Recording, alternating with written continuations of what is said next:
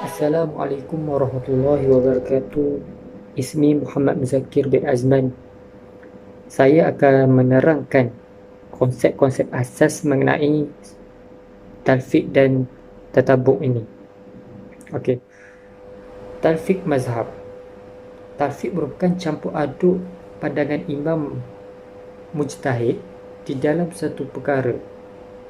Ini seperti mana yang dinyatakan oleh Dr. Wahbah Zuhaili di dalam kitabnya, melakukan sesuatu perkara yang tidak disebut oleh mujtahid, iaitu melakukan suatu amalan yang mengikut mazhab. Kemudian dalam suatu keadaan ia mengambil salah satu daripada satu rukun atau sebahagian daripada dua pendapat atau lebih, sehingga mencapai satu perkara, iaitu amalan yang tidak dipersetujui oleh para imam mujtahid. Seterusnya mengenai tatabuk al-rukhsah ini, seorang yang mengambil pandangan mana-mana mazhab untuk memudahkan mengikut hawa nafsu. Dr. Wahbah Zuhaili menyatakan dalam kitabnya bahawa tatabuk al-rukhsah iaitu seorang yang mengambil pandangan daripada beberapa mazhab bersandarkan keinginan dan kemudahannya apabila timbul sesuatu permasalahan. Sekian saja untuk konsep-konsep asas bagi tajuk ini. Assalamualaikum warahmatullahi wabarakatuh. Ismi Muhammad Hisham bin Zakaria. Saya akan membantahkan berkenaan dengan perbahasan ulama, khilaf ulama dalam isu tatabuk ar-rukhsi ini. Ada yang membolehkan dan ada pandangan yang mengharamkan tatabuk ar-rukhsi. Pandangan yang pertama, pandangan Al-Ghazali indal Malikiyah wal Hanabalah, tidak harus tatabuk ar-rukhsi ini dalam mana-mana mazhab kerana ia mendorongkan mengikut hawa nafsu semata-mata dalam menentukan hukum, sedangkan syarak itu sendiri datang dalam larangan supaya jauh daripada mengikut hawa nafsu semata-mata dalam menentukan hukum.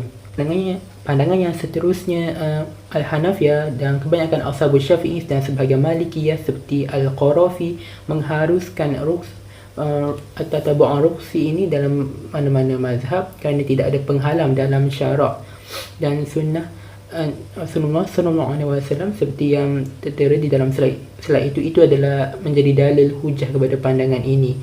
Dan pandangan Ibnu Abdul Bar dan Ibnu Hazim mengharuskan orang awam untuk beramal dengan cara tatabuk ar-rukhsi ini secara ijma'nya dalam apa-apa masalah yang ada khilaf, yang menimbulkan khilaf dalamnya, boleh melakukan tatabuk ar-rukhsi. Dan pandangan yang paling rajih adalah tidak ada makna penghalang dalam tatabuk ar-rukhsi ini, maknanya jawaz, dibolehkan dalam mana-mana mazhab dalam tiga keadaan seperti yang disebutkan di dalam slide itu. Jadi itu saja daripada saya. Hadza minni, wassalamualaikum warahmatullahi wabarakatuh. Hai, Assalamualaikum warahmatullahi wabarakatuh. Nama saya Muhammad Zikri bin Zulkifli Amin, nombor matrik 060838. Jadi hari ini saya nak sambung bentang rakan-rakan saya yang lain berkenaan konsep talfiq dan juga tatabuk rukhas. Jadi sebelum kita masuk kepada perbincangan ulama sama ada boleh ataupun tak boleh, adalah lebih baik untuk kita recap kembali, lihat kembali apa itu sebenarnya talfiq dari segi kaedahnya. Talfiq ini adalah menggabungkan, menggabungkan dengan cara yang tidak disebutkan oleh mujtahid, dengan cara menggabungkan pada sebuah masalah itu dua ataupun lebih pandangan ulama yang berbeza sehingga melahirkan satu kesimpulan yang kompleks dan tidak disebutkan oleh mana-mana ulama. Jadi ada beberapa pendapat lah ulama berkhilaf mengenai konsep talfiq ini. Pandangan pertama mengatakan tak boleh secara mutlak. Mereka mengeluarkan dalil dan juga hujah bahawa seandainya dibuka pintu talfiq ini, dia akan merosakkan kepada kesucian pensyariatan itu sendiri, dan juga dia akan memudahkan, mengharuskan kepada perkara-perkara yang haram. Yang kedua, mereka mengatakan secara kaedahnya hak ataupun kebenaran yang ada di sisi Allah hanyalah satu. Tak bolehlah menggunakan sampai dua kata-kata ulama semua. Dia kata bahawa bagi seseorang yang bertaklid itu adalah perlu kepada mempercayai satu imam saja daripada mazhab mereka sendiri, dan mempercayai bahawa itu adalah kata-kata atau pandangan yang benar dalam masalah itu. Yang ketiga, talfiq ini tak wujud. Okey, talfiq ini tak wujud dalam syariat Islamiah dan tidak terlihat keharusan untuk penggunaan konsep talfiq ini. Dan yang keempat, mereka mengatakan penghalangan hukum talfiq ini adalah supaya tidak munculnya pendapat ketiga. Biasa kita dengar ada pendapat pertama, pendapat kedua. Jadi untuk menghalang pendapat ketiga, apabila mujtahid dalam sesebuah zaman itu mengambil kata-kata ulama yang berikhtilaf dalam sesebuah isu. Yang kedua, pendapat kedua mengatakan boleh secara mutlak. Mereka mengeluarkan dalil bahawa seandainya dihalang penggunaan talfiq ini, maka dia akan menimbulkan satu kesukaran yang sangat susah bagi umat Islam, khususnya bagi orang awam. Dan yang kedua, mereka mengatakan bahawa tidak ada dalil dalam Al-Quran ataupun sunnah mahupun kata-kata sahabat yang menghalang penggunaan talfiq. Yang ketiga, mereka mengatakan bahawa talfiq ini juga sebahagian daripada cabang taklid. Yang keempat, mereka mengatakan bahawa seandainya dihalang penggunaan talfiq ini, maka dia akan bercanggah dengan petunjuk Allah Subhanahu Wa Taala yang mengatakan bahawa khilaf di sisi ulama ataupun para mujtahid ini adalah satu rahmat bagi umat Islam. Yang kelima, mereka mengatakan dengan menghalang penggunaan talfiq ini, maka dia akan bercanggahlah dengan konsep bahawa syariat Islamiah itu mudah, luas dan juga menyeluruh, dan sejurus menafikan bahawa Islam itu adalah agama fitrah. Yang keenam, mereka juga mengatakan bahawa talfiq ini berlaku kepada dua pendapat ulama. So, hukum ketiga ataupun pendapat jumhur mengatakan bahawa boleh menggunakan talfiq ini, tapi dengan syarat lah. Ada syarat. So, syarat-syarat dia apa? Syaratnya adalah satu, tak boleh menggunakan tatabuk rukhas secara suka-suka, ikut nafsu. Yang kedua, tak boleh menggunakan talfiq ataupun konsep talfiq ini yang mana ia bercanggah dengan pendapat ijma' ulama'. Dan yang terakhir, tak boleh sama sekali menggunakan konsep talfiq dalam isu akidah dan juga keimanan. So, sampai situ saja. Kita akan teruskan kepada perbincangan selanjutnya, akan dibentangkan oleh rakan-rakan saya lain. So, semoga perbahasan kami kali ini akan bermanfaat untuk semua. Wallahu alam. Assalamualaikum warahmatullahi wabarakatuh. Assalamualaikum warahmatullahi wabarakatuh. Nama saya Muhammad Aiman bin Jasizam, nombor metrik 060790.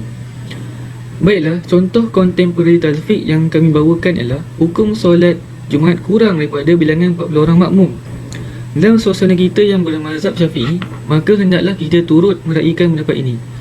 Jika kita lihat syarat-syaratnya, solat Jumaat ini mestilah dilakukan di masjid atau satu tempat yang telah ditetapkan oleh pemerintah dengan jumlah yang tertentu seperti 40 orang mengikut kaul yang muktamad. Ulama mazhab Syafi'i meletakkan syarat bilangan bilangan jemaah solat ialah seramai 40 orang ataupun lebih. Ini juga merupakan pendapat Ubaidullah bin Abdullah bin Utbah dan salah satu riwayat Umar bin Abdul Aziz. 40 orang lelaki tersebut mestilah memenuhi syarat wajib Jumaat, iaitu seorang lelaki baligh dan bermustatin, dan kesemuanya mestilah berkekalan dari awal sehingga akhir Jumaat. Antara hujah mereka adalah riwayat pada Abdul Rahman bin Ka'ab bin Malik yang menyebutkan solat Jumaat yang pertama di Madinah adalah seramai 40 orang lelaki. Baiklah, menurut Imam Abu Hanifah dan Muhammad Asy-Syaibani, bilangan minima untuk solat Jumaat adalah seramai 4 orang sahaja termasuk imam. Akan tetapi Abu Yusuf menyatakan hanya 3 orang sahaja termasuk imam. Dan ulama mazhab Hanafi telah meletakkan syarat sah solat Jumaat jika mendapat keizinan pemerintah, juga mendapat keizinan am untuk melaksanakan solat Jumaat. Mereka berdalilkan bahawa kerana ianya adalah merupakan bilangan yang melebihi had minima bagi kata jamak. Dan kita melihat memandangkan isu yang telah melanda dunia kita dan tidak terkecuali di Malaysia, iaitu tersebarnya virus COVID-19, maka bilangan solat jemaah di masjid, terutamanya ketika solat Jumaat, dikurangkan untuk mengelakkan daripada penyakit tersebut tersebar. Oleh itu, pemerintah telah memberikan keizinan untuk menunaikan solat Jumaat berdasarkan bilangan yang telah ditetapkan oleh mazhab Hanafi, iaitu seramai 4 orang. Seterusnya, contoh kontemporari tatabuk ar-rukhas. Seseorang ini berwuduk dengan menyapu sebahagian kepala dengan mengikut mazhab Syafi'i. Kemudian dia menyentuh anjing kerana mengikuti mazhab Imam Malik, yang mana Imam Malik mengatakan anjing adalah suci. Lalu dia solat. Solatnya batal mengikut kedua-dua mazhab tersebut, kerana menurut Imam Malik, wuduk itu harus ke seluruh kepalanya, bukan sebahagian. Dan wuduk Imam Syafi'i di sisi Imam Malik ialah tidak sah. Manakala menurut Imam Syafi'i pula, anjing adalah termasuk najis yang mughalazah, iaitu najis yang berat. Ketika menyentuh anjing kemudian dia solat, maka solat ini tidak sah kerana dia sedang berhadal besar. Oleh kerana itu, kedua-dua imam tersebut bersama-sama tidak menganggap sahnya solat. Ini adalah contoh yang jelas tatabuk ar-rukhas kerana mengambil pandangan mazhab yang memudahkannya untuk beribadah tanpa sebarang keuzuran. Hal ini dilarang di dalam agama supaya umat Islam tidak disajikan dengan mengambil hukum yang ringan-ringan sahaja demi kepentingan peribadi, dan agama Islam tidak bermain-main di dalam hukum agama. Sekian daripada saya. Terima kasih.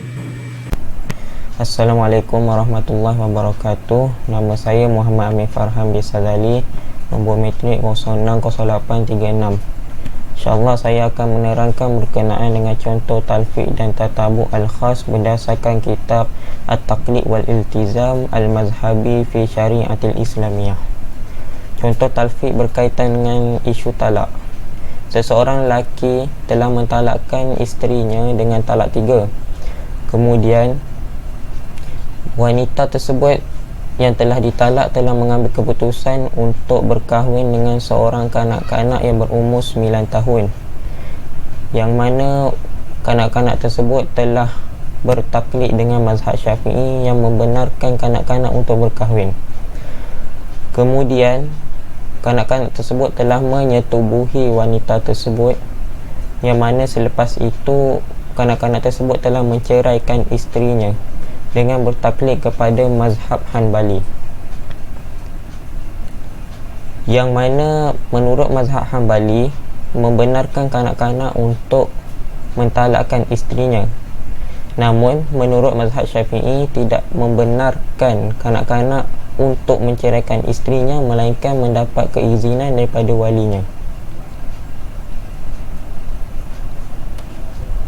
Selepas itu, bolehlah bagi suami yang pertamanya untuk menikahi semula bekas isterinya yang telah ditalakkan oleh budak tersebut.